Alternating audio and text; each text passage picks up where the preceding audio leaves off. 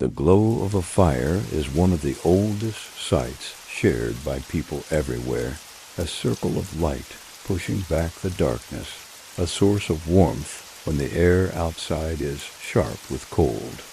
Yet what if I told you that sitting close to the fire, the very act that promised comfort, was never as simple or as safe as it looked? Hello everyone, and welcome. If you enjoy traveling with me through these quiet corners of the past, make sure to gently subscribe so you won't miss the next time we step back into history together. Now let's settle in beside the flames, but carefully, for though they beckon with warmth, they conceal stories of risk. To understand why fireside life was more complicated than the picture we often imagine, you must step into a room lit not by steady lamps, but by the flicker of flame itself. The air was never perfectly still. Smoke coiled upward, curling into rafters, carrying the scent of charred wood, sometimes stinging the eyes. Sparks snapped unpredictably, leaping out without warning, forcing anyone nearby to keep one eye on the floor and another on the fire. People drew close for warmth, yes, but they did so with an unspoken caution, for they knew comfort and danger were separated by only a thin line. Consider the seating itself. Chairs and benches were often pushed near the hearth, but never too near. Those who leaned too far forward felt the bite of heat against their shins, enough to redden the skin, enough to cause blisters if they did not pull back in time. Even thick wool stockings were no perfect shield. Warmth soaked through them until it became pain. And if you wonder whether people were careless, the answer is simple. Fatigue made them so. After long hours of labor, muscles ached for rest, and the fire's glow lulled the mind. It was in those very moments of drowsiness that danger crept close. A shift too near, a forgotten log falling forward, a spark catching against fabric. But risk did not always show itself in a single dramatic moment. It lingered quietly in the very air. Fires, especially in enclosed rooms, consumed oxygen and replaced it with smoke. A flame that seemed cheerful at first could fill the chest with heaviness after hours, leaving coughs that lingered long into the night. Soot-coated walls and beams, turning bright interiors into darkened spaces where each season of fire left a mark that never truly faded. Those who lived long in such rooms often carried the fire's memory in their lungs, though they may not have realized it at the time. Even the furniture carried hidden dangers. Stools, benches, and cushions placed close to the hearth absorbed heat until wood cracked or fabric smoldered. Imagine a cloak draped casually over the arm of a chair, its edge brushing a spark, unnoticed until smoke curled upward. It did not always end in disaster, but it was close enough to raise a room to sudden panic, hands rushing to beat out the ember before it grew. These small moments of tension repeated across countless evenings, woven into the quiet rhythm of fireside life. Animals, too, added risk. Cats curled too close to the embers, their fur singed before they leapt away. Dogs stretched out lazily, blocking paths so that a passing foot stumbled, sending sparks flying. Even the scurry of mice across the floor could scatter straw near the flames, creating new hazards that someone had to quickly sweep aside. Firesides were never as still as paintings suggest. They were alive with movement, full of constant negotiation between comfort and caution. Now think of clothing, heavy cloaks, layered skirts, long sleeves. Fabrics held warmth well, but they also caught sparks easily. A single ember could cling unnoticed, until heat spread. Those who tended fires learned to brush at themselves often, patting away the invisible touch of danger before it grew. Stories passed quietly of sleeves burned through, hems singed, or worse, entire garments catching fire when someone leaned too close. These warnings were not tales told for drama, but reminders of how thin the line was between safety and harm. The very wood itself could betray. Logs stored too close to the hearth dried unevenly, sometimes cracking with a sharp pop that sent embers outward. Resinous wood sparked more violently, showering the air with glowing fragments. Each piece of fuel chosen carried not only warmth, but the temperament of its kind.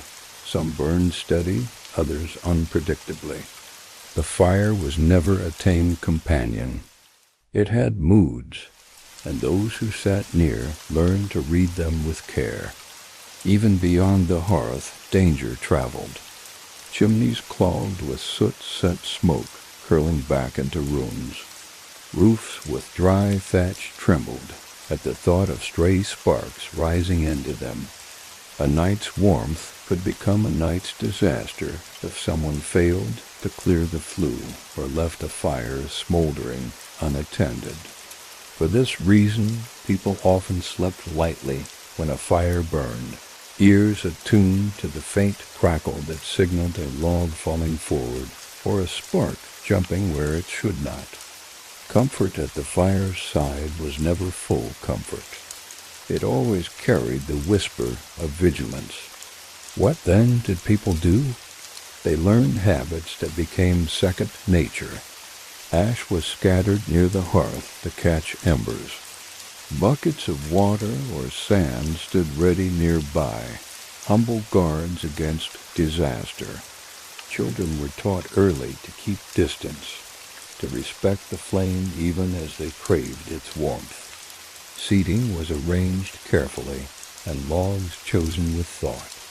None of this removed the danger, but it lessened it, reminding everyone that safety was not an accident, but a practice repeated each evening. And here lies the truth of fireside life. It was both the heart of the home and its most unpredictable risk. To sit by the fire was to accept this duality, to enjoy warmth, while never forgetting what that warmth could cost. The flickering glow brought comfort, but also demanded respect. Those who forgot, even briefly, paid the price. So next time you imagine people long ago gathered in quiet around their hearth, picture not only their peace, but also their vigilance. Imagine the subtle tension in their posture, the quick glance to check for sparks, the cautious shifting of seats. For in those details lies the real story, that sitting by the fire was never simply comfort. It was comfort edged with risk, a fragile balance between rest and danger, one that defined countless evenings in the quiet glow of history. If the fire was too small, the room froze. If it was too large, the room grew dangerous. This delicate balance defined the experience of sitting by the fire more than anything else. People long ago knew that a flame was not simply a source of warmth. It was a living presence that demanded attention, adjustment, and restraint. One misjudged log could tip the balance from comfort to hazard, and so the act of tending the fire was as important as sitting near it. Picture a winter's evening when frost pressed against the windows, and the wind moaned through gaps in the walls. The hearth was piled with logs, glowing bright, its heat pushing back the icy air. At first it was blissful. Toes thawed, hands regained feeling, the body relaxed. But comfort turned quickly to discomfort. The heat grew intense, overwhelming those who sat closest. They shifted in their seats, shielding their faces with their arms, leaning away but unwilling to move farther from the circle of light. The fire that had promised relief now seemed to punish them, leaving skin flushed and eyes watering. Those farther back fared no better. For them, the warmth faded before it reached their chairs. They sat in a limbo, watching others glow with too much heat, while their own hands remained stiff with cold. The room was divided, not by walls, but by distance from the flame. The closer you sat, the more you risked. The farther you sat, the less you gained. Every family, every gathering negotiated this space, trading seats, adjusting positions, trying to strike a balance between heat and cold that was never truly perfect. The challenge deepened at night. When the body longed for rest, firelight flickered unevenly, shadows lengthened, and the work of tending the flames grew harder. Logs burned down faster than expected, leaving only glowing embers that gave light but little heat. Someone had to rise, stiff and weary, to feed the fire again. And when they did, they faced the opposite risk, adding too much fuel. A sudden flare of heat could wake sleeping children, singe nearby fabric, or fill the air with sparks. The difference between warmth and danger was measured in handfuls of wood. This balancing act did not end with the fire itself. The walls and ceiling of the room absorbed heat unevenly, creating pockets of warmth and cold. In large halls, the air near the floor might remain chilly, while rafters filled with trapped heat, leaving those seated low to shiver while others standing above sweated uncomfortably. People learned to layer clothing not only for the outdoors but for indoors too, removing or adding as the fire's temper shifted. Comfort was not a constant. It was a moving target that everyone chased throughout the evening.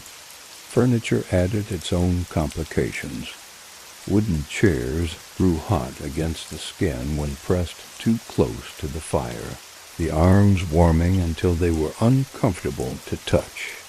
Cushions, once soft, became stifling with heat, holding warmth long after the fire had ebbed.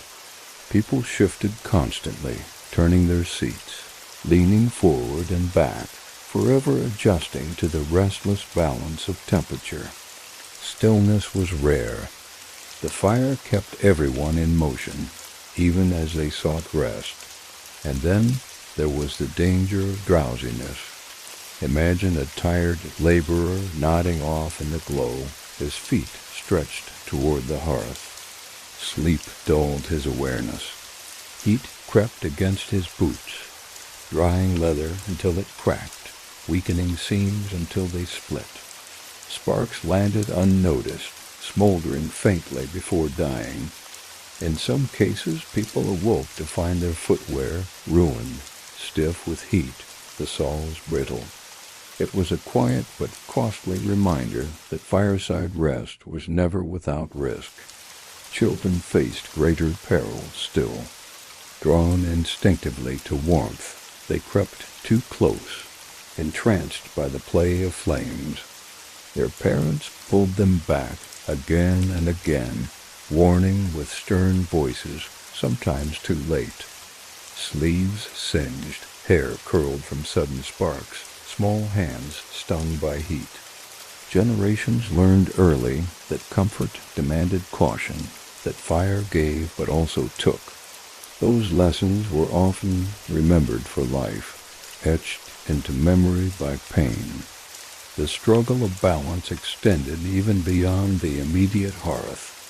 The fire drew in air from every crack and gap, creating drafts that pulled icy winds through the room. People sitting near walls often complained of chills, even as those by the fire sweated. The hearth warmed one side of the body, while leaving the other exposed to currents of cold. Cloaks were draped across shoulders, blankets pulled tight, creating layers of protection against an invisible battle between flame and wind. Even in the brightest rooms, comfort was patchwork, stitched together by constant adjustments. Fuel itself contributed to this imbalance. Hard woods burned long and steady, their heat reliable but sometimes too fierce. Soft woods flared quickly, warming fast but fading into ash before the night was done. Families learned to mix them, stacking logs carefully to control the rhythm of heat. But supplies were not always abundant, and choices were made not from preference, but necessity. Damp logs hissed and smoked, giving little warmth, but filling the air with acrid clouds.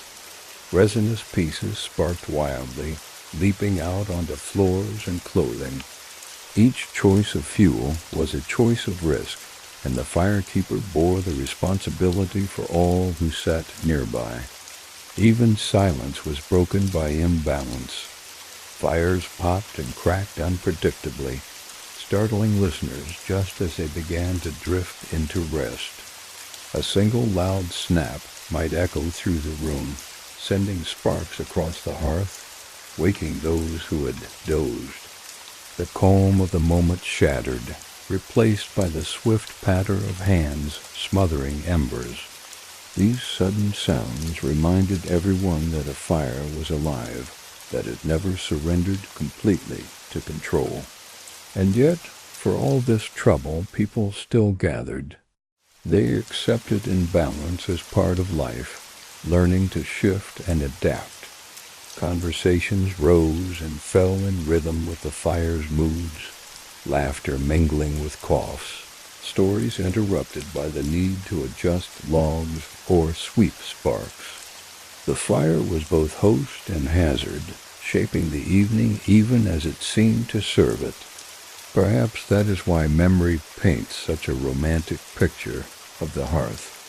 The struggles, the discomfort, the small dangers have faded from recollection, leaving only the glow. But if we look closely, we see the truth. That warmth was never pure, that comfort always carried risk, and that balance was something pursued, not given. To sit by the fire was to live in tension between opposites, heat and cold, light and shadow, rest and vigilance. And though the balance could never be perfect, people still sought it, night after night, drawn to the glow that promised comfort, even as it concealed risk. A spark looks harmless. It flashes, it fades, and in an instant it is gone. But to those who lived by firelight, each spark was a messenger of risk, a reminder that comfort never came without caution. Sitting by the fire meant watching more than flames. It meant watching the tiny fragments that escaped, glowing with brief but dangerous life. Imagine leaning close to a hearth after a long day. The logs pop and shift, breaking apart as their hidden air pockets burst.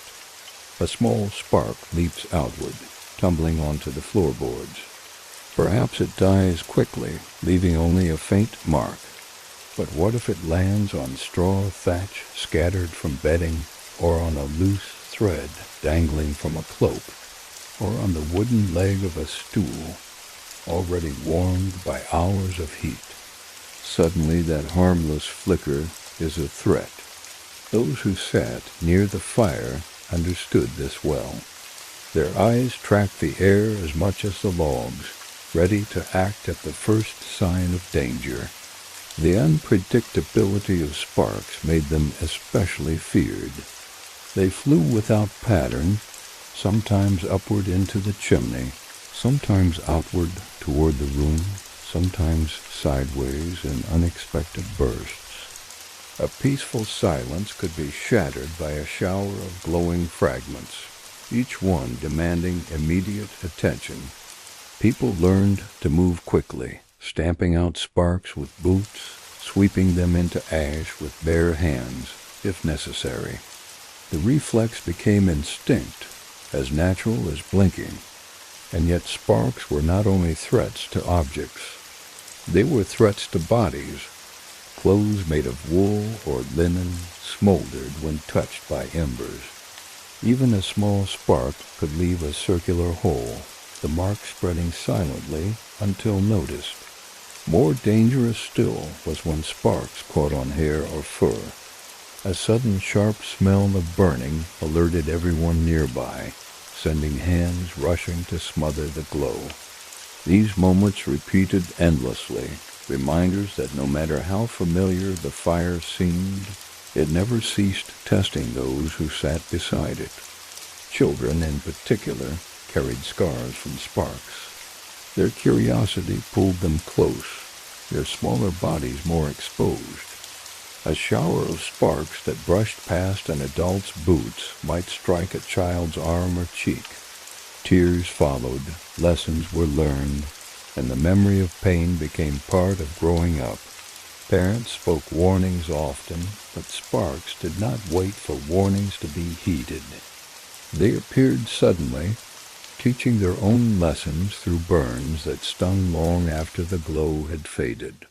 Furniture bore the marks too. Tables, stools, and benches close to the hearth carried blackened spots where sparks had landed.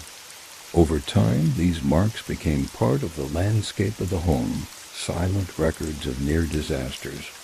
Some families covered their seating with cloths or hides, not for decoration, but for protection. Others kept buckets of sand or water within arm's reach, humble guardians against the whims of fire. None of these measures erased the risk. They only made it survivable. The design of the hearth mattered as well. Wide open fires offered more space for heat, but also more space for sparks to leap free. Narrow hearths contained sparks better, but they choked easily with smoke, forcing constant adjustment. Chimneys helped guide sparks upward, but even then, not all of them obeyed. Some clung to walls, smoldering unseen until they found purchase in soot. Others rose high, carried by drafts, landing on rooftops where thatch dried in the sun. The fire was never truly contained, only guided, and sparks were its reminders of freedom. Even the choice of wood changed the story. Some wood sparked violently, sending showers with every crack. Others burned steady and calm, releasing few embers. Families learned to recognize the character of their fuel, choosing carefully depending on the season. A stormy night called for calm wood, steady and safe. A festival gathering with voices raised and laughter loud risked more sparks simply because more fuel was needed. Every decision about fuel was also a decision about sparks, whether people thought of it that way or not. Beyond the hearth, sparks carried another kind of danger, fear. A single ember floating upward into the dark ceiling created tension that lingered long after it disappeared. People stared, waiting, wondering whether it had died unseen or whether it still glowed somewhere in the shadows. Conversations faltered, laughter stopped, and the entire room listened for the faint crackle of spreading flame. Even when no disaster followed, the fear left its mark, making the warmth of the fire feel less welcoming. Travelers told stories of sparks causing tragedies, homes lost in the night, barns reduced to ash, entire streets scarred by flame. These stories were repeated not for drama, but for memory. They reminded everyone that vigilance was not optional. To sit by the fire without awareness was to invite loss. Sparks were small, but they were not harmless. They carried with them the possibility of endings far larger than their size. And so people adapted. Hearths were ringed with stones to catch embers. Ash was spread thickly on floors. Hides were stretched as barriers. Children were taught to fetch water first, to stop quickly, to shout if they saw glow where glow should not be. Communities developed habits, rhythms of protection woven into daily life. These habits were not superstition, but survival, born from centuries of watching sparks fall and learning how to answer them. Yet despite all these precautions, sparks continued to remind people of fragility. They could not be eliminated, only endured. Each evening, as the fire burned and shadows danced, people sat with both comfort and unease, warmed by the flames but alert to the tiny flashes that carried danger. And in this uneasy companionship lay the truth of fireside life. Safety was never given freely. It had to be guarded again and again against enemies as small as a spark. So when we imagine people of the past gathered at the hearth, let us not picture only their ease. Let us see the watchfulness in their eyes, the quickness in their hands, the readiness to leap from comfort to action at a moment's notice. For that was a real fireside experience. Beauty edged with risk, warmth balanced by vigilance. Comfort always one spark away from danger. To sit by the fire was one thing. To sleep beside it was another. For many families, the hearth was the only true source of warmth in cold months, and so people lingered close even after the day was done. But while the fire promised rest, it rarely gave it freely. The glow that lulled eyes into drowsiness also held dangers that turned peaceful sleep into uneasy watching. Picture the scene. The logs burn low, embers pulse red like hidden jewels, shadows stretch long across walls. A family gathers close, some sitting upright in chairs, others stretching on mats spread on the floor. The air is heavy with smoke, faint but ever present. Slowly, weariness takes hold. Heads nod, eyes close, the rhythm of breathing deepens. Yet beneath the quiet lies tension. Every sleeper knows, whether consciously or not, that the fire is never still. The first danger was the falling log. Wood shifted as it burned, collapsing inward, sending sparks outward or rolling embers across the hearth. In the silence of night, a sudden crack jolted ears awake. Those nearest stirred, blinking in confusion, before realizing the fire had changed. Some sprang up to push the logs back to guard against sparks scattering across the floor. Others lay still but could not return easily to rest. Once disturbed, trust in the fire's calm was hard to regain. Even when logs stayed steady, the air itself unsettled sleep. Fires consumed oxygen and filled rooms with smoke that crept into lungs, leaving coughs that broke the silence again and again. Children coughed in their sleep, their small bodies more sensitive to the heaviness in the air. Adults stirred, shifting to clearer air near windows or doors left slightly ajar, even in winter. The glow warmed their bodies, but the air pressed against their chests, reminding them that the fire gave and took in equal measure. Heat itself became an enemy. Those closest to the hearth often drifted into restless sleep, only to wake sweating, their skin flushed. Dreams blurred with discomfort, and they shifted endlessly, trying to find a position where warmth did not sting. Meanwhile, those farther back curled deeper into blankets, shivering as embers dimmed, wondering whether they dared move closer. The fire divided sleepers just as it divided sitters, creating zones of too much and too little, never a perfect balance. There was also the danger of drifting too close in drowsiness. A head tipped forward, a body slumped sideways, and suddenly a sleeve or hem brushed the edge of the hearth. A single ember could smolder unnoticed until heat spread. Many families told quiet stories of near misses, garments caught just in time, mats smoldering until someone awoke to the smell. These stories were warnings disguised as memories, teaching each new generation that even sleep was no excuse for neglect. Animals, too, disturbed fireside rest. Dogs stretched out and blocked paths, forcing half-asleep family members to stumble dangerously near the fire when rising.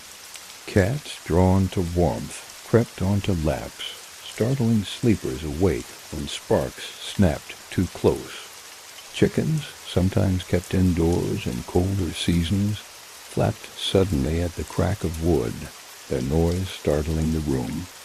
Rest beside the fire was never purely human. It was shared with every creature seeking heat. Each one added movement and unpredictability. The night hours stretched long. Those who stayed awake to watch the fire bore the weight of responsibility. They stirred the logs, shifted the embers, added fuel with careful hands. Their eyes stung with fatigue, but they knew what depended on them. If they failed, the fire might die and leave the household freezing, or it might flare and bring danger instead of warmth. Guardianship of the hearth was a burden passed silently from one to another, an unending task. Sometimes, despite all vigilance, accidents happened. A stool left too close caught sparks, its leg blackened by mourning. A blanket brushed against embers, leaving a hole burned through the fabric. Boots dried too near the heat, stiffened and cracked. Each mistake was a reminder written into the objects themselves, scars that spoke of nights when rest and risk collided. These marks accumulated in homes like quiet memories of the fire's untamed nature. Even the sound of the fire unsettled rest. The steady crackle lulled some into dreams, but sudden loud pops startled others awake. Sleep beside the hearth was light, never deep, as if every ear remained half attuned to the fire's moods. People woke often, not always sure why, glancing instinctively toward the glow before lying down again.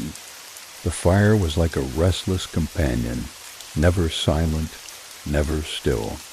Yet despite all this, people continued to rest by the fire. The alternative was worse, the freezing chill of rooms far from its glow, the bite of frost creeping into bones, the long nights of shivering and darkness. The risks of the fire were balanced against the certainty of cold, and so families accepted uneasy rest, teaching themselves habits of vigilance even in sleep. They lay with blankets pulled tight, children held close, water or sand kept nearby, and ears tuned always to the voice of the flames. This tension shaped memory. Ask someone years later about winter nights, and they might recall the glow of embers, the comfort of gathering together, but woven into those memories was unease, often unspoken, the awareness that rest was shallow, that safety was fragile, that the fire was both friend and threat.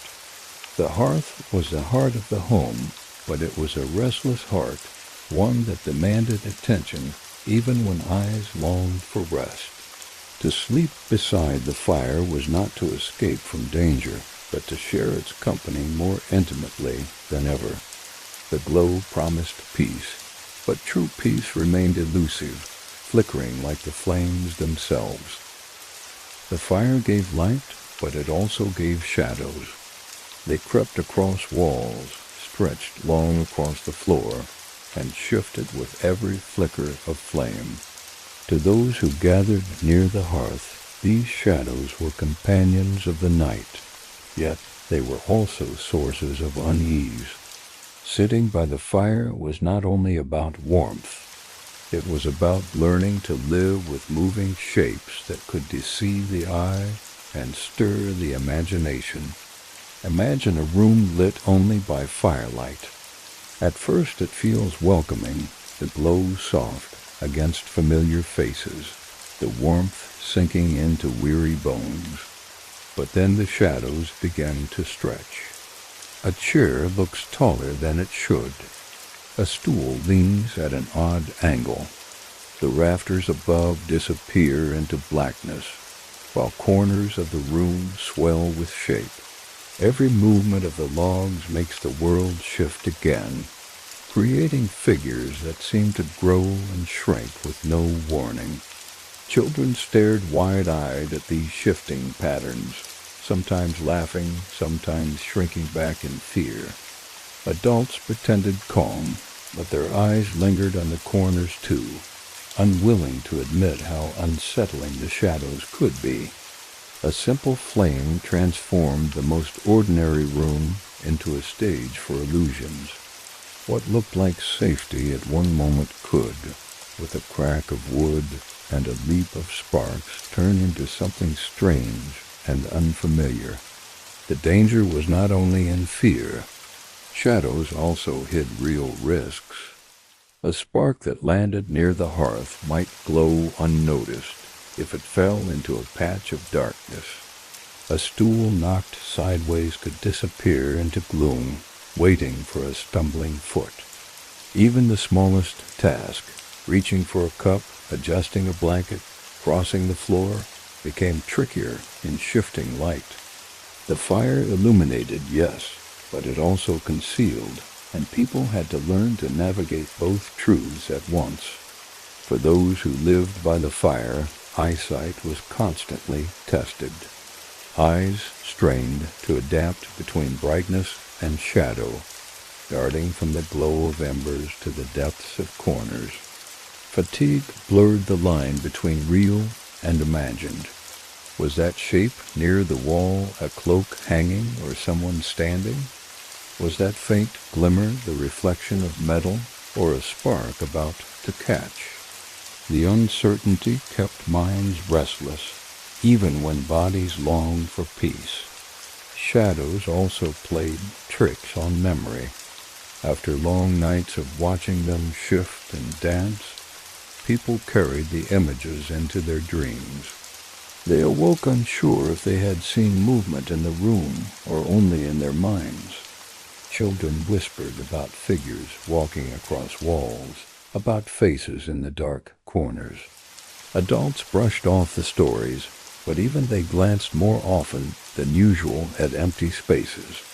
Firelight did not simply reveal the world. It reshaped it. The hearth was both comfort and challenge in this way. Its warmth invited closeness, but its light invited vigilance.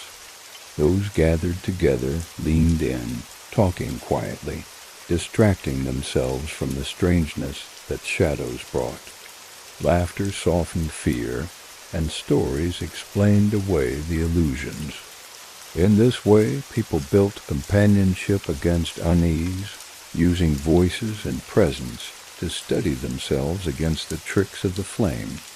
And yet, despite the unease, no one abandoned the hearth. The alternative, cold, silence, darkness, was worse.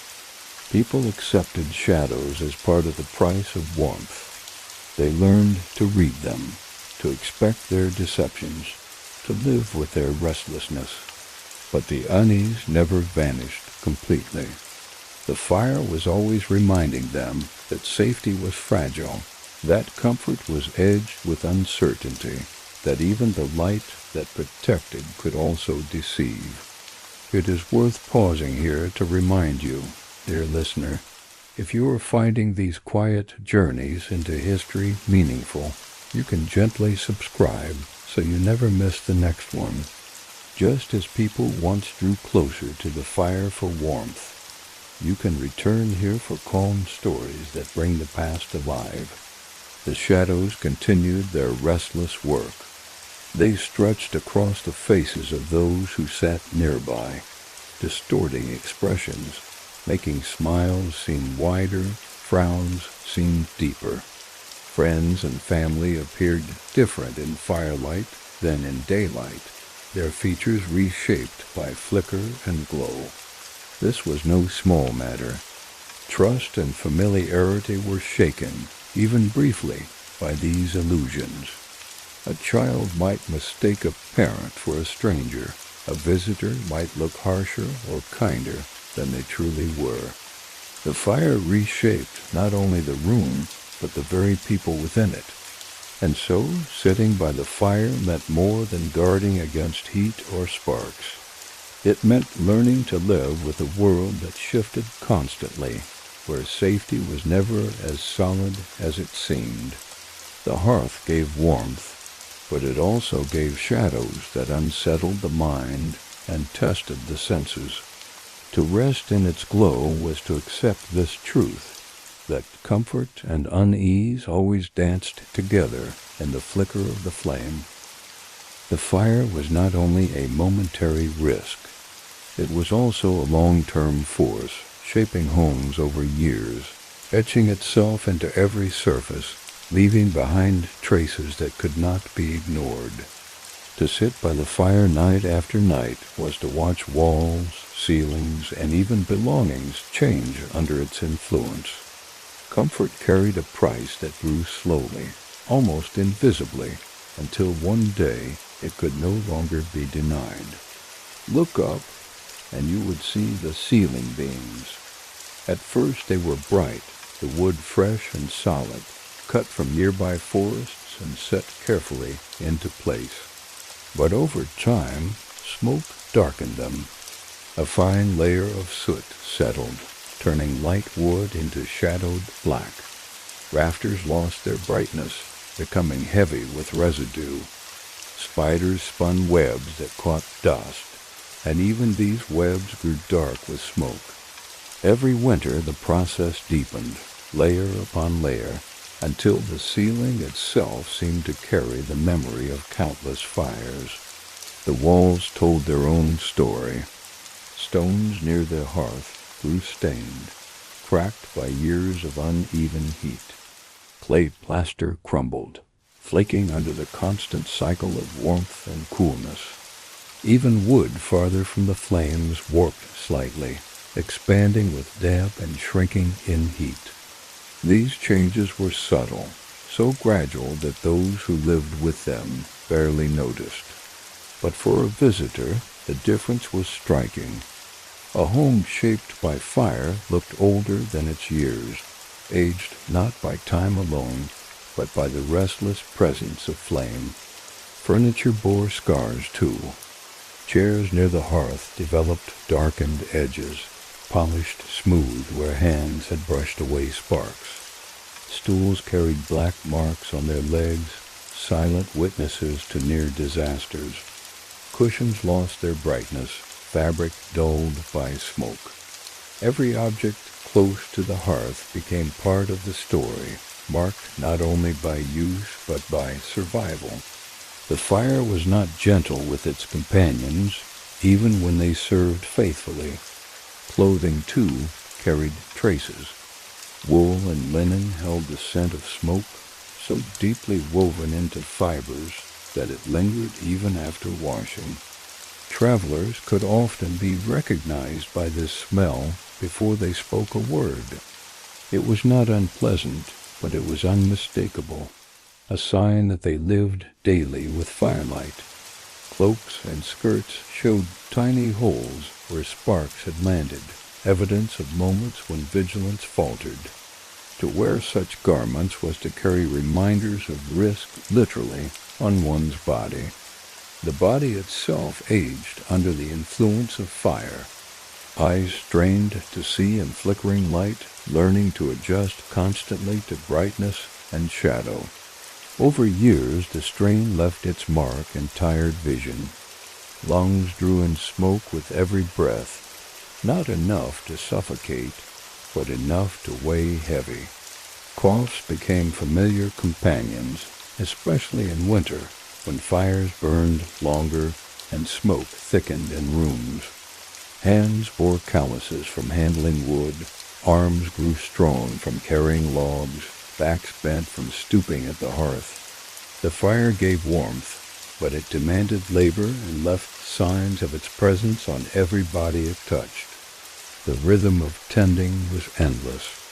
Ashes piled up quickly, needing to be cleared before they spilled across the floor. Families swept them into corners or carried them outside, scattering them across fields. The hearth never truly rested. Even when flames were low, embers glowed, waiting to flare again with a stir of the poker. Sitting by the fire was never passive. It was part of a cycle of work, a constant effort to manage what could never be fully controlled. Hearths themselves needed repair. Stones cracked, mortar loosened, chimneys clogged with soot.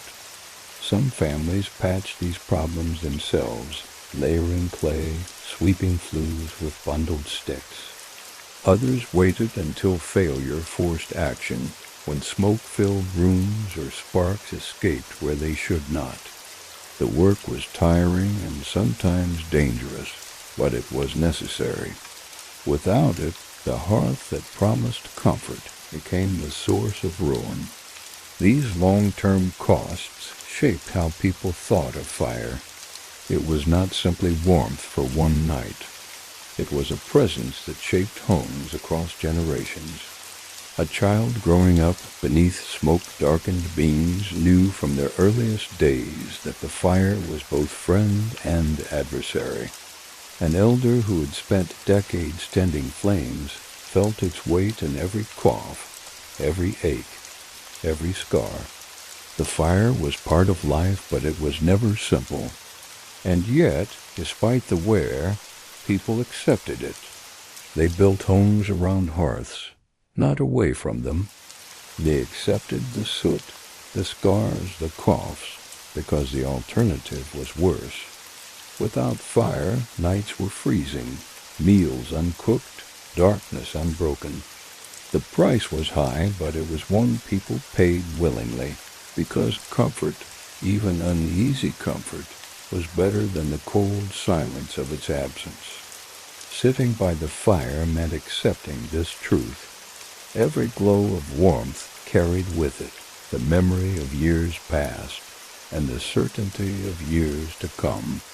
The stains on walls, the cough in the chest, the worn edges of chairs, these were not accidents. They were the signature of fire, reminders written into stone, wood, cloth, and flesh.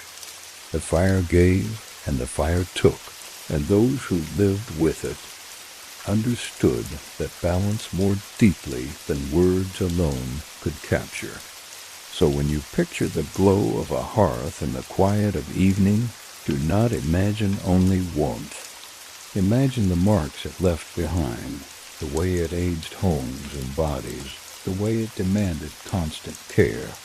For that was the true fireside life, comfort intertwined with cost, beauty edged with endurance, risk stretched not only across a night, but across a lifetime. When people gathered in the evening, the fire became more than warmth. It was the heart of the room, the reason everyone drew close, and the element that gave shape to companionship. Yet with every extra body pressed near, the hearth turned more unpredictable. It welcomed people in, yes, but it also challenged them. Sitting together in its glow meant navigating a delicate balance between comfort, risk, and the invisible tests that fire always set before its keepers. Picture a household on a deep winter night. Snow still clung to boots, cloaks hung heavy with dampness, and voices rang out as guests stepped inside. Chairs were dragged closer, benches shifted forward, stools set down in haste. Everyone's first thought was the same: find a place near the fire. Within minutes, the room was alive with sound and movement. the flames at its center painting faces with shifting color. But closeness came at a cost. Those sitting nearest to the hearth leaned back as heat bit sharply at their legs, their skin stinging despite the season's cold. At the same time, those farther away stretched out their hands in vain, feeling little warmth reach them. The fire's gift was never equal. Comfort had to be bargained, seat by seat, and there was always someone left unsatisfied. Crowding created new dangers. Loose sleeves brushed against sparks. The hem of a cloak dragged too close to the hearth. Children leaned forward with restless curiosity, reaching for the glow that both fascinated and threatened them. Every gesture carried risk when too many bodies filled the small circle around the flames. The hearth that promised companionship also demanded vigilance from everyone present. Conversation added its own challenge. Voices overlapped, laughter swelled, and the fire's warning sounds were sometimes drowned out. The crack of a log splitting, the hiss of a spark landing on the floor, these signals could pass unnoticed in the cheer. Only when someone smelled smoke or saw a glowing fleck near the rug did the room fall into sudden silence, all eyes snapping toward the flames. Cheer returned quickly, but the reminder remained. Fire was always listening, always waiting for inattention. Air grew heavy in such gatherings. Fires consumed oxygen quickly, and with many people in one room, the smoke thickened, lingering in rafters and stinging eyes. Breaths came shorter, coughing broke through conversations, and faces turned red, not only from heat, but from the air itself. Someone might open a shutter briefly, letting a slice of icy night sweep across the room. For a moment, lungs filled with relief, but the cold rushed in too sharply, and shutters were closed again. It was a cycle of trade-offs. Fresher air or warmth, never both together. Children, as always, made things more complicated. Their laughter rang loud. Their games carried them dangerously close to the hearth. Parents pulled them back again and again, scolding in tired voices. Yet within minutes, little feet crept forward once more, eyes wide with fascination at the dancing flames. To host a gathering was to watch not only the fire, but the children drawn to it, a double task that demanded constant attention. Even simple acts of hospitality were shaped by the hearth's unpredictability. Bowls of stew carried past the flames risked spilling into sparks. Jugs of water, passed from hand to hand, sloshed dangerously as people shifted to avoid heat. A dropped piece of bread or a toppled mug could hiss against embers, sending steam into faces. The fire inserted itself into every action, reminding everyone that it was both guest and host, both companion and overseer of the evening. Furniture strained under so much use. Benches wobbled, stools tipped, mats shifted under restless feet. People leaned into one another for support, pressed by the room's closeness. Companionship felt warm, but it was also crowded, uncomfortable, uneasy. The laughter that filled the air was often layered over small irritations, the sting of smoke in the eyes, the heat on the shins, the constant need to watch the flames. Hosts prepared for these risks as best they could. Buckets of water or sand stood ready nearby. Logs were arranged carefully to control sparks, and kindling was stacked to keep the fire burning steady. Still, no preparation erased the unease completely.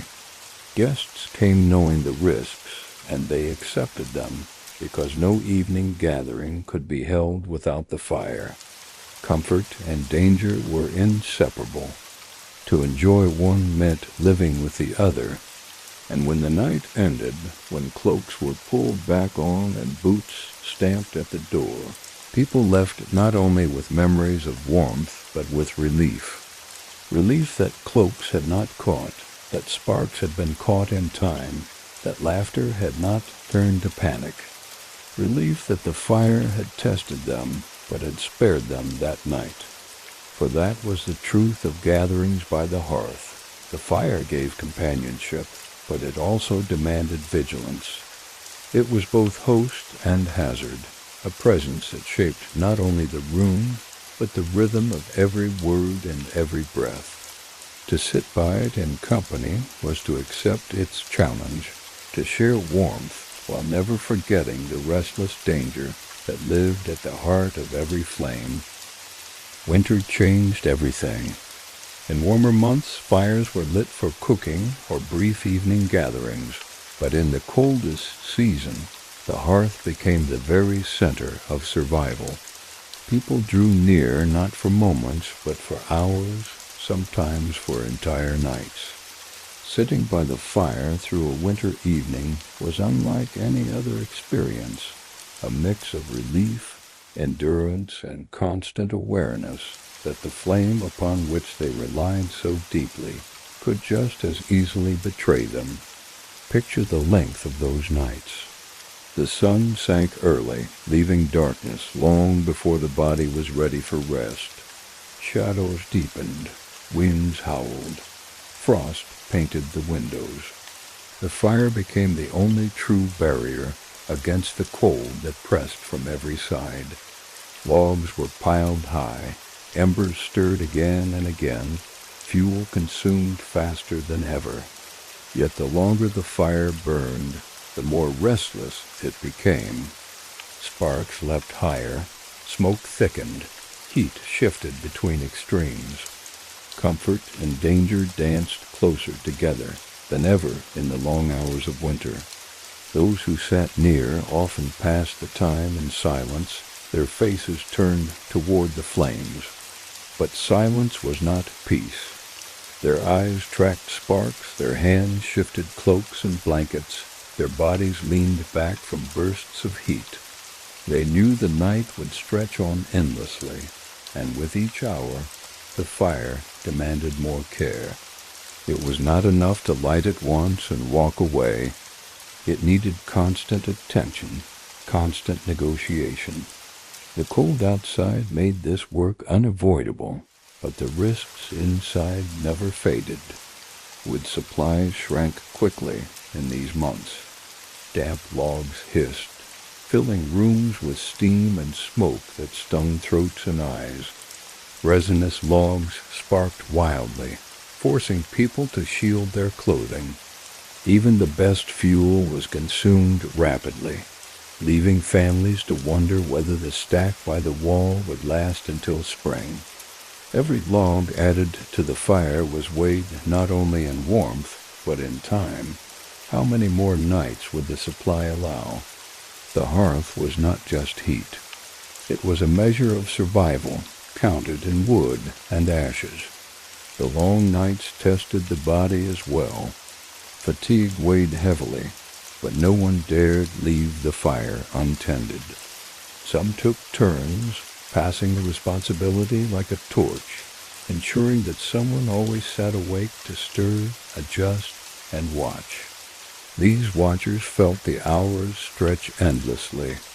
The fire's light dulled their eyes, its heat made them drowsy, but their duty kept them upright. They listened to the crackle and hiss as if the fire spoke a language of warning, one they had to interpret correctly or risk disaster. Children, restless with boredom, shifted endlessly near the hearth. They stretched their hands into the glow, played with shadows, or leaned too close in curiosity. Parents corrected them sharply, then again still. The longer the night stretched, the harder it was to maintain vigilance. Weariness dulled reflexes, but the fire never dulled its danger.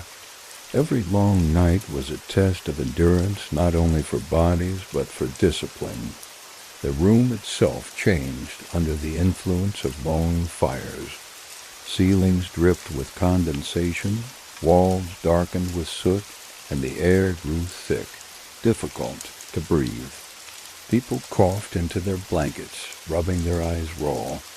Some opened shutters briefly, letting in sharp draughts of icy air just to clear the heaviness. This moment of relief came at a cost. The sudden cold rushed across the room, biting into skin, undoing hours of careful warming. Balance was never achieved for long. Every adjustment solved one problem while creating another. Animals shared these nights as well. Dogs curled at feet, twitching in dreams, sometimes yelping at sudden sparks. Cats crept along rafters, their eyes gleaming in the glow, startling those who caught the flash. Even livestock sometimes stayed indoors during the coldest spells, their heavy bodies warming the air, but also adding restlessness, shifting, and stamping in the dark. The fire bound all living beings in the room together, uniting them in warmth and unease alike. Stories filled the hours when silence grew too heavy. People told tales not only to entertain but to steady themselves against the unease of endless darkness. Laughter rose, arguments sparked, songs were sung in low voices. Yet all of this unfolded under the watch of the fire. Sparks sometimes silenced laughter instantly, reminding everyone that joy and danger existed side by side. The fire was both host and hazard, guiding the rhythm of every word and every pause. The longest nights pressed hardest on the elderly. Their lungs struggled most with smoke, their skin reddened fastest with heat, their eyes watered constantly. Still, they sat closest, wrapped in layers because distance meant cold that bones could not endure. Their presence was both comfort and warning to the younger, a living reminder of how deeply the fire shaped every stage of life. At last, dawn crept slowly, reluctantly, spilling pale light into the room. People blinked at the change, grateful though weary. Embers glowed faintly, reduced from their former fierceness, leaving only warmth enough to mark survival. Ash was cleared, logs stacked anew, and the cycle began again with the next sunset. Winter gave no reprieve. Each long night taught the same lesson.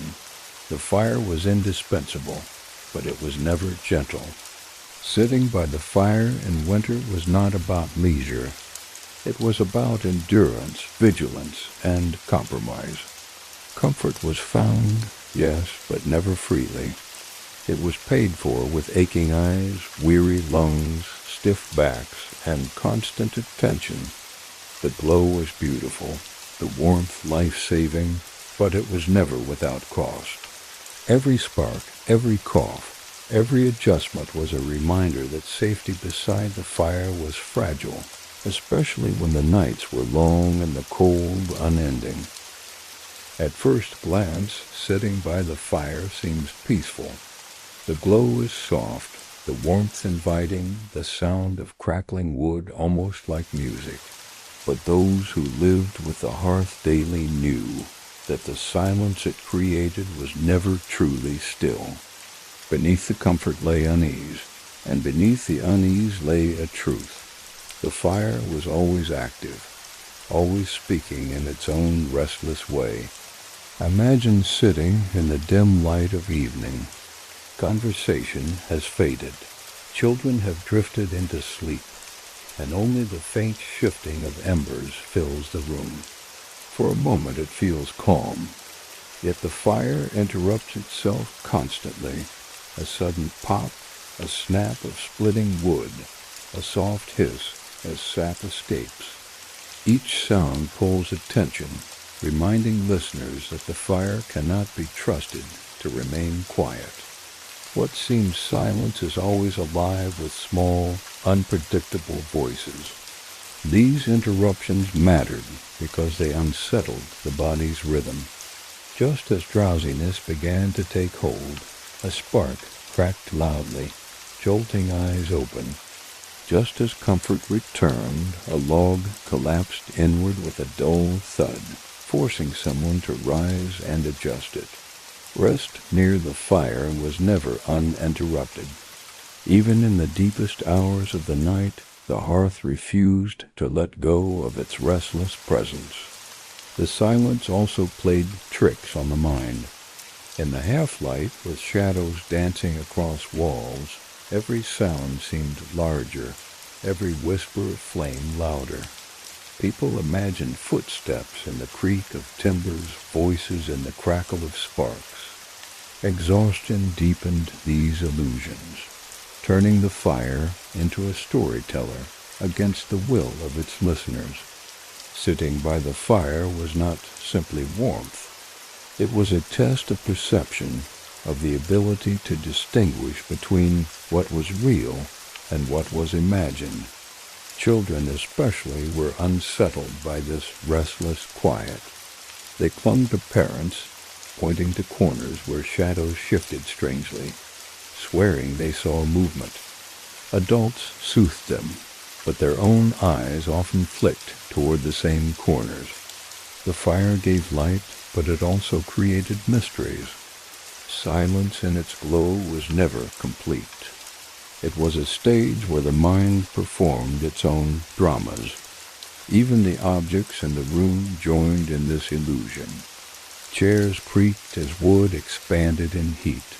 Benches groaned under the shifting of bodies. Fabrics rustled with faint breezes drawn toward the flames. These ordinary sounds, magnified by the hush of evening, made the silence restless. People learned not to trust stillness by the fire. They knew that within it lay 1,000 small reminders of fragility. And yet, gatherings continued, for there was no better alternative. Darkness without fire was far more unsettling. People preferred restless silence to the emptiness of night. They accepted the constant interruptions as part of the bargain, living with the fire's voice as they lived with its warmth. To sit by the fire was to share company, not only with family, but with the unpredictable life of flame itself. Over time, these interruptions shaped habits. People learned to keep tools near at hand, ready to shift logs at a moment's notice. They adjusted their sleep, resting lightly so that sudden sounds would not startle too sharply. They wrapped cloaks tightly, ready to rise at sparks. These habits became second nature, passed from one generation to another as quietly as the fire's own voice. And through all of this, the fire taught vigilance. Even in moments of calm, it demanded attention.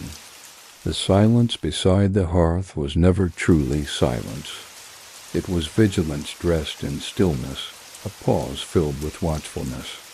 Those who lived by the fire understood this better than anyone. To sit quietly was not to relax completely, but to listen carefully for the faint signals of change. It is much the same here with these stories. They may seem calm, but beneath them runs a constant rhythm, a reminder of how fragile comfort can be. And if you've enjoyed keeping company with these quiet histories, you can gently subscribe so you won't miss the next journey into the past. Just as firesides once drew people back night after night, these tales are here whenever you need their light. So the silence by the fire remained never still. It was alive with sound, alive with movement, alive with possibilities both harmless and dangerous. Those who gathered near learned to accept this truth. They sat in the glow, knowing that rest was partial, safety was fragile, and vigilance was always required. The fire gave warmth, but it never surrendered its restless voice. Long after the flames died down and the ashes cooled, the fire remained, not in glowing embers, but in memory. Those who lived with hearths knew that fire left more than warmth. It left marks upon the senses, the home, and the mind. To sit by the fire was not a passing act. It was an experience carried forward, shaping how people remembered both comfort and unease. Consider the way smoke lingered. Even when the room was empty and the ashes swept away, the faint scent of soot clung to beams and fabric. It wove itself into cloaks, blankets, even into hair. Visitors could tell with a single breath that a home lived daily with fire. The memory of sitting by the hearth followed people into fields, streets, and marketplaces, carried on their clothes like a silent echo of nights past. The marks were visible, too. Walls bore shadows of smoke, darkened patches above the hearth where heat had licked year after year. Ceilings showed stains that no scrubbing could erase. Furniture near the fire leaned or cracked, shaped slowly by warmth and sparks. These changes were more than wear. They were the record of years, reminders written in wood and stone that no evening passed without the fire leaving its trace. The body itself carried memory. Hands bore tiny scars from sparks, eyes reddened by smoke, lungs heavy with long winters of breathing ash-filled air. These were not dramatic injuries, but subtle, steady imprints that told of a lifetime lived near flame. Children learned the lesson young, pointing to small burns as if they were badges of experience. Elders coughed through evenings, their voices shaped by decades of smoke. Fire marked them all, quietly but persistently. Memory also lived in stories. Families recalled the night sparks caught on a rug, the evening when a log rolled unexpectedly, the time when a sudden draft filled the room with smoke. These were not tales of disaster, but of narrow escapes, reminders that the fire was always testing. Laughter softened the telling, but beneath the humor lay respect. The fire was never underestimated, never forgotten. Even moments of comfort carried forward. People remembered the glow that softened a long day, the warmth that thawed frozen hands, the light that gave shape to late-night conversations. The hearth was not only danger, it was companionship. Memories of laughter round the flames, of stories told in hushed voices, of children drifting to sleep under blankets. These lingered as deeply as scars. The fire was remembered as both risk and refuge, never only one. Homes themselves became memory keepers. A visitor could tell the age of a hearth not by counting years, but by reading marks, soot-darkened beams, cracked stones, uneven hearth edges worn smooth by countless pokers. Every trace told a story, silent but unmistakable. To walk into such a home was to step into the living memory of fire, to feel in walls and air the history of nights passed beside the flame. Even when people left such homes behind, memory followed. Travelers spoke of missing the glow of their family hearth, of comparing every new fire to the one they had known as children. The scent of smoke could recall years instantly, carrying them back to long nights of both warmth and watchfulness. The fire imprinted itself not only on objects, but on the deepest parts of experience, shaping how people thought of safety, danger, and home itself. And perhaps the greatest memory was this, the awareness that comfort is never without cost. Sitting by the fire gave warmth, but it demanded vigilance. It gave light, but it created shadows that deceived. It gave companionship, but it tested patience. Those who lived with fire understood that nothing in life came without its balance of gift and risk. The hearth taught this lesson nightly, writing it into memory so deeply that it guided choices far beyond the walls of the home.